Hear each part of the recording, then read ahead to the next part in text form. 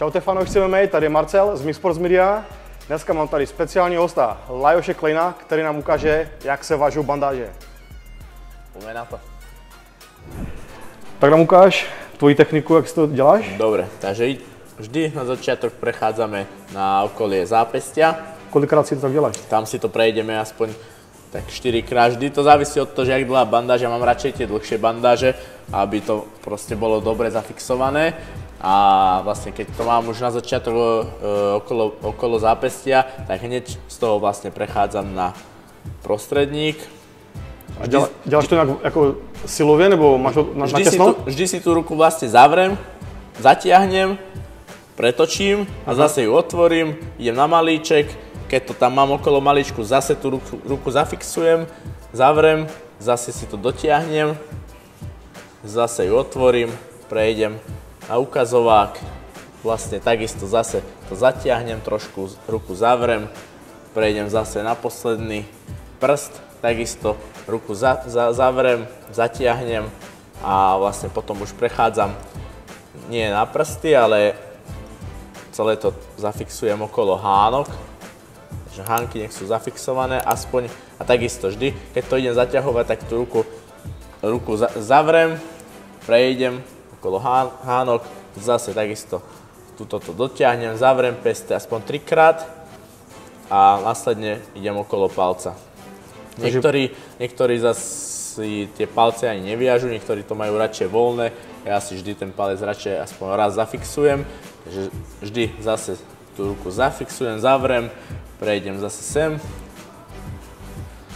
a idem zase okolo hánok, nech tam vlastne tá vrstva je čo najväčšia, pretože samozrejme vždy vlastne udieráme s hánkami, takže tie hánky aby boli dobre zafixované. Tu si to prejdem ešte raz a následne zvyšok, čo mi zostal, už len prejdem zase okolo zápestia a tam si to poriadne zafixujem s týmto suchým zipsom. Tak a myslím si, že celkom dobre môže byť. Dobre priatelia, takže ja vám ukážem môj spôsob, jak si ja viažem bandáže. Vlastne je to veľmi jednoduché. Tento spôsob som si keby tak našiel sám. Nikdy som si to nehľadal nejaký proste na YouTube alebo takto. Vždy som si to našiel takéto svoje, že jak to mne vlastne pasuje, lebo veľakrát mi to vlastne nepasovalo a skúšal som rôzne spôsoby, tak aby vlastne mi to vyhovovalo čo najlepšie, hlavne na tých sparingoch. Takže teraz si to hneď prejdeme na prsty. Ešte môj prvý tréner, vlastne, kde som začínal trénovať box, tak on vlastne mal také pravidlo, že bandáž si musíš zaviazať počas jednej minúty, čo trvá vlastne prestávka. Keď sme to nestihli, tak sme vždy mali nejaké tresty.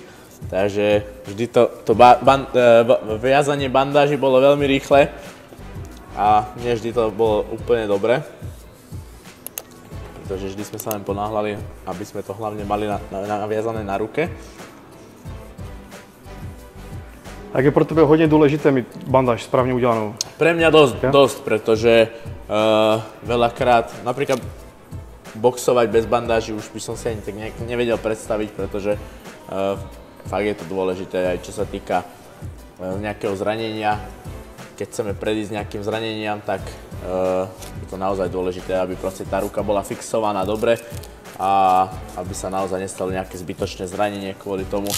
Takže je to veľmi také jednoduché viazanie, rýchlovka, ale myslím si, že veľmi dobre. Ruku mi to drží pevne. Takže rukavica sa na to mestí dobre a kľudne s takýmito bandážmi môžem teda boxovať.